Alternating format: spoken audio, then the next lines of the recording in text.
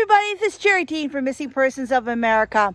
I'm out in the woods of Texas and it's beginning to drizzle, so I think I'll head in now. I'm going to be telling you about the story of Amy Harding Permann. She's missing from Montana and there's not much out there right now, so I'm going to dig it all up for you and share it in just a sec.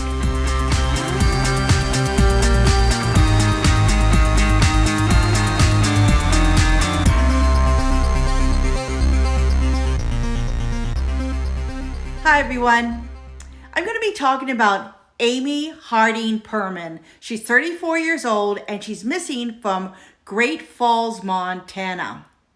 Now she was last seen on January 26, 2020, and she was seen walking away from her residence after a confrontation with her boyfriend.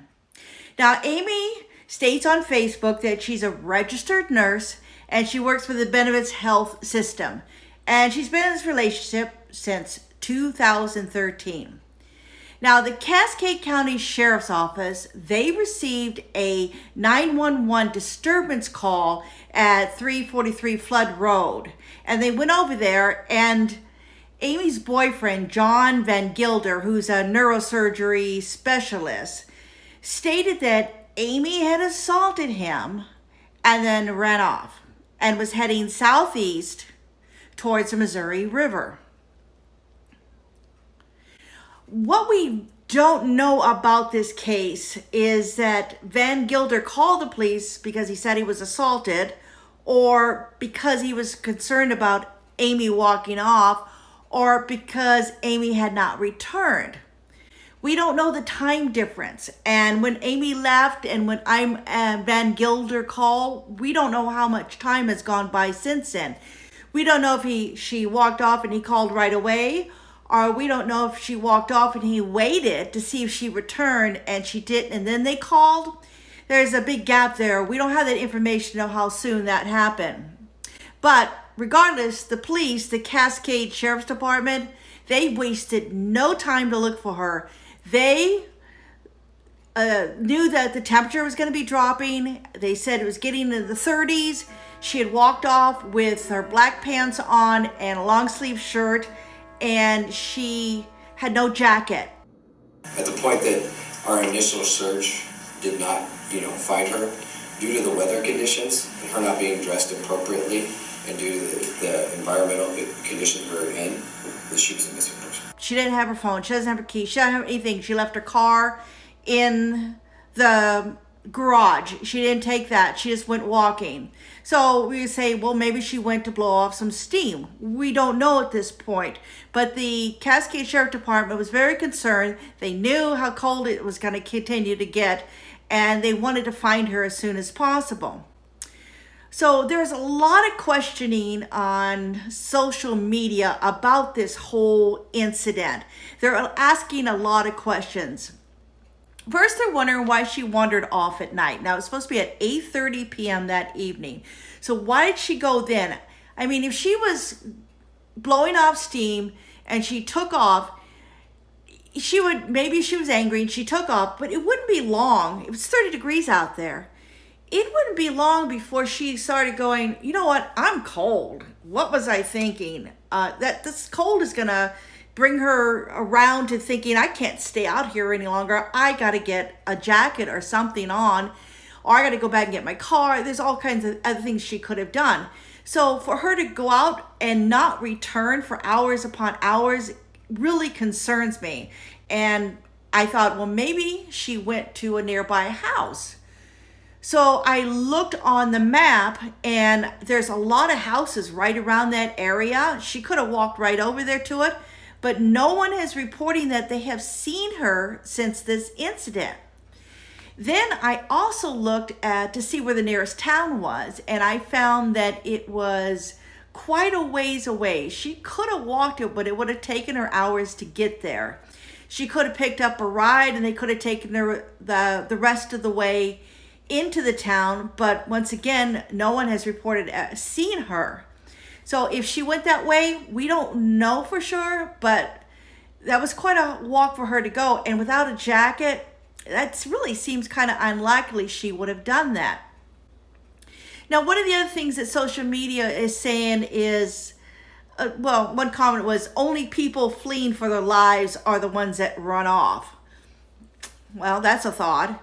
Others are questioning why the boyfriend didn't go after her. Well, maybe he didn't realize that she was going to not come back. Maybe he thought, okay, she is going to go around the back of the house, walk that way, think about it, turn around and come back, and we'll go from there. We don't know if she's done this before, gotten angry and walked off and came back. There may have been no reason for him to be concerned at that point. We just don't have all the information in yet. And then there's others that's wondered why she just didn't take her car. If she was leaving, was thinking about cooling off, why didn't you get in your car? Well, some people would not do that because they know they're angry and they don't want to get in their car and be angry in the car and driving too fast and everything. So that's kind of off the table. But like I said, it was supposed to be 30 degrees, according to the sheriff, when he did that presser. And he was concerned about her walking around there with no jacket on. But they've gone all around the area. As you can see in the map, you can see going down to the Missouri River, it was not that much of a walk. It's right behind the house. If she was intending on going over there, maybe to think or something, she would have seen the police when they were showing up at the house. And you would think that when she saw the police, she would have returned. But then again, Van Gilder said she insulted him. Then maybe when she saw the police, she goes, uh-oh, I don't want to get in trouble for this, so I'll just stay away. But once again, I go back to that whole thing. Where did she go? She didn't go to anybody's house nearby. This is really strange. And, you know, I don't know if that would have been enough for her to not come home just because she saw the police. I mean, she's never been in trouble before. She's a registered nurse. She's got a job. I'm sure she would have gone back and said, okay, well, we had an argument. You know, this is kind of strange. All we have is Van Gilder's story to go on. Van Gilder saying that she assaulted him and then she took off. That's all we have right now. We don't have a secondary story. I was kind of hoping to hear from the family so they could talk about Amy. Was she the type to take off for a couple days and come back? I don't know. I mean, there was a boyfriend that posted about her, was very concerned, talked highly of her, and was joking about how she took off with his car. But we don't know how long ago that was. She could have been a teenager or in her early 20s when that happened, and it was just a joke between the two. Not that she literally did this. So so far I've seen no indication that she would have taken off and not returned and worried anybody. But the longer she is away, the longer she doesn't reappear, the more it seems like something might have happened to her. So look at that map. You'll see where she had gone. She was reportedly gone southeast. So that would have meant she was going to the Missouri River southeast. So that meant she would have gone that way behind the house and then headed up towards where the town was. But like I said before, it would have taken at least 3 hours to walk that. So I'm not sure she would have even done that. All right, so Amy is wearing black pants, long sleeve shirt. Boyfriend doesn't know what color the shirt is. Guess he doesn't recall what color her shirt was. So that's all he knows. And from what I'm gathering, she didn't have her phone. She didn't have any keys. That's another question too that's coming up in social media. Why would she leave and stay gone if she doesn't have her phone, she doesn't have her keys?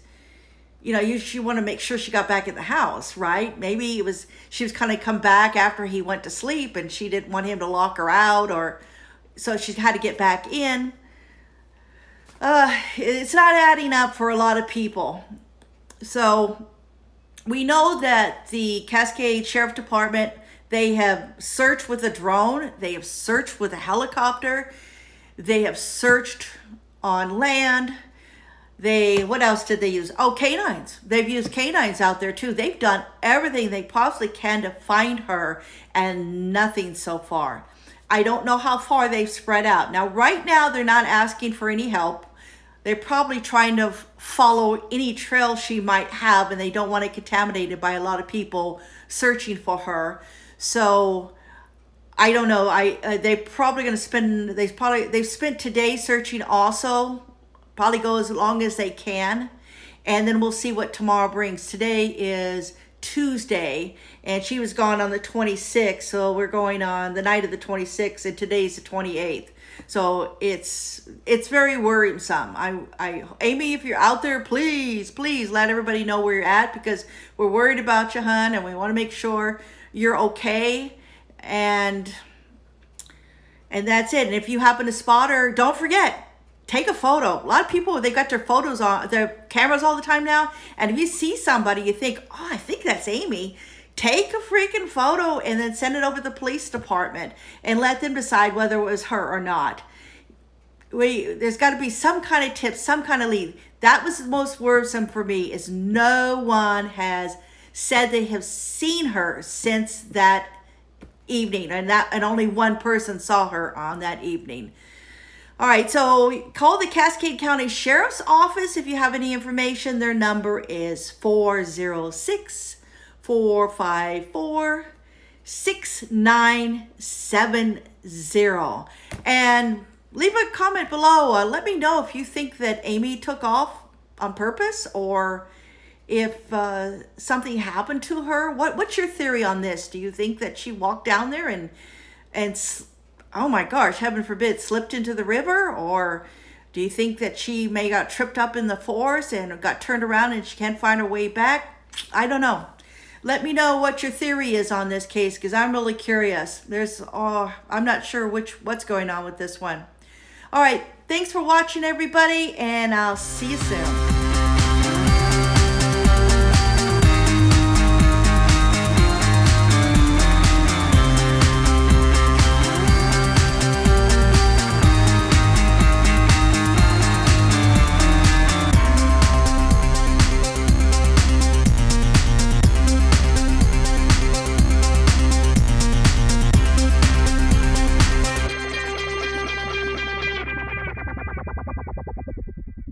We're going to be talking about this case I just heard of Harley, and I just forgot her name. Dadgummit.